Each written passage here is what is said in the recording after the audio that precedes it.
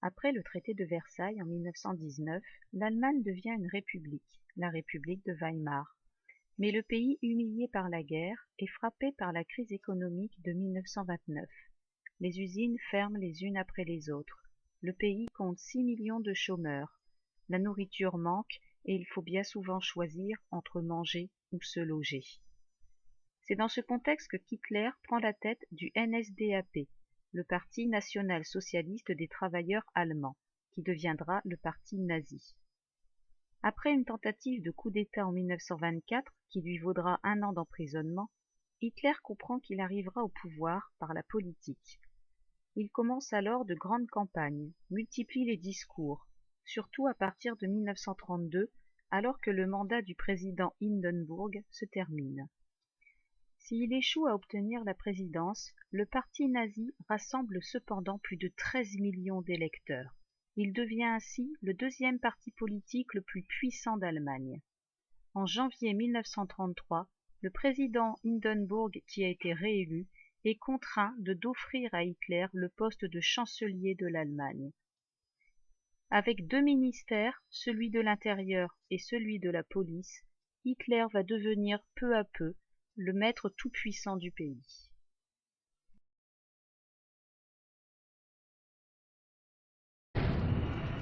Deux semaines plus tard, à Berlin, le grand bâtiment du Reichstag, le Parlement, brûle dans la nuit.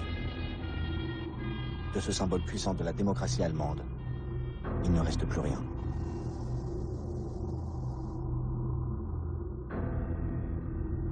L'enquête, menée par une police aux ordres de Göring, incrimine un communiste hollandais appelé Marinus van der Lubbe, 24 ans, soupçonné d'avoir un lourd passé d'incendiaire.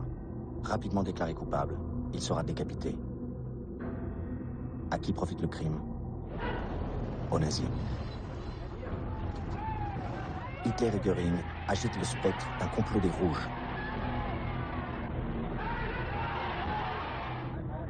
Göring fait arrêter 4000 communistes et leurs chefs. Mais le Parti communiste n'est pas encore interdit. Car Hitler veut garder une apparence de légalité pour les élections législatives qui doivent conforter son pouvoir.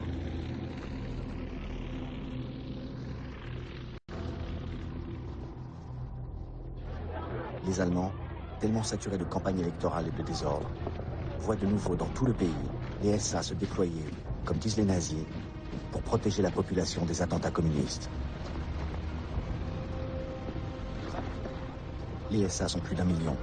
Armés, ils ont le statut d'auxiliaire de la police. Ils se positionnent dans toute l'Allemagne, devant les sièges des partis de gauche et des syndicats.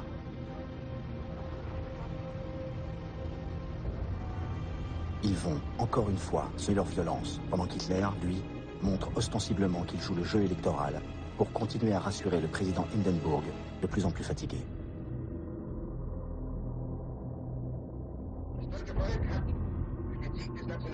Göring, menaçant, avec son poignard, dans son fauteuil gothique, donne sa version mensongère du résultat des élections.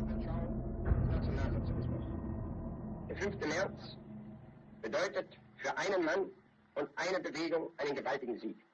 Der Sieger des 5. heißt Adolf Hitler und die Bewegung ist der Nationalsozialismus.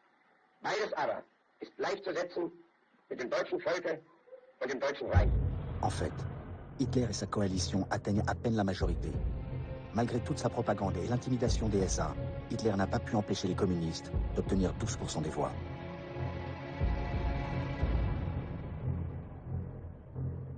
Alors Hitler jette le masque et entre dans l'illégalité, avec la complicité de son gouvernement. Il supprime l'élection des députés communistes, les fait arrêter et envoyer dans les camps de concentration d'Oranienburg, près de Berlin, et de Dachau, près de Munich, qui viennent juste d'être installés par les nazis. Ce sont les premiers des 16 camps ouverts pendant la seule année 1933. Le nombre des détenus politiques passe à 100 000 dans les premiers mois du régime. L'étudiant communiste Klaus Bastian raconte: les gardes fouettaient les détenus, les poussaient dans l'eau glaciale. Il fallait toujours craindre pour sa vie, de jour et de nuit. Les nazis montrent, au contraire, que ces parlementaires, ces hauts fonctionnaires, ces syndicalistes sont rééduqués.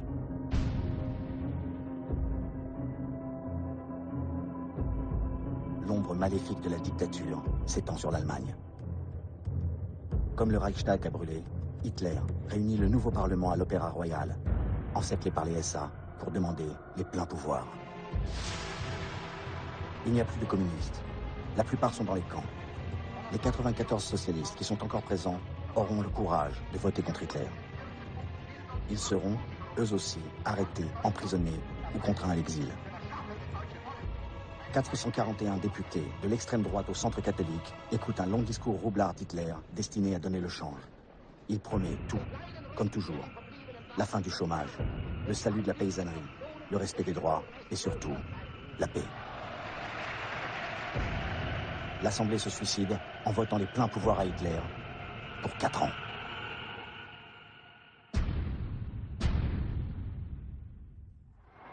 Le président Hindenburg ne pourra plus discuter les décisions du chancelier. Sous les vivats, la démocratie meurt en Allemagne.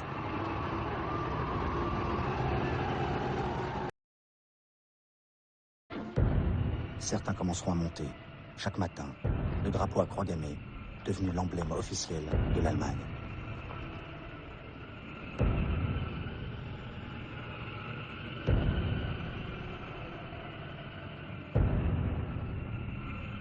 Les autres, une fois la presse muselée, ne pourront plus lire que des journaux nazis.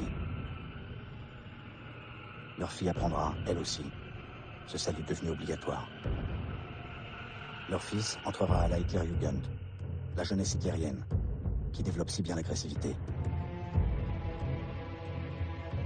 À l'école, le maître lui enseignera le maniement des armes.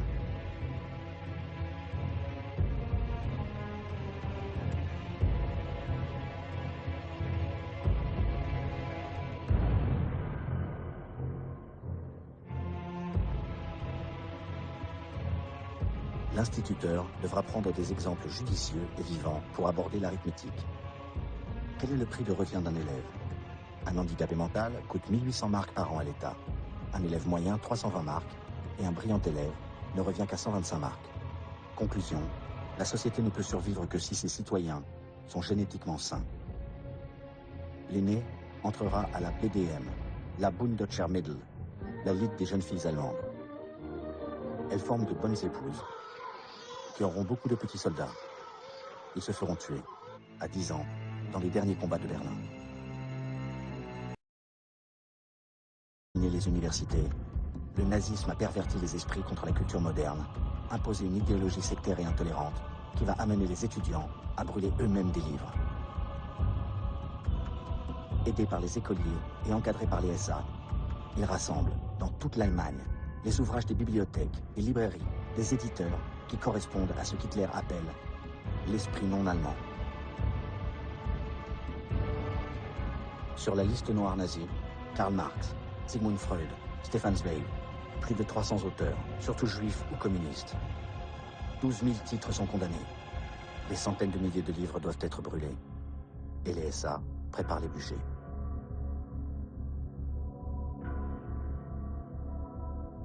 À Berlin, place de l'Opéra, Goebbels prononce le sermon radiodiffusé qui ouvre la messe noire de cette autodafé sortie du Moyen-Âge.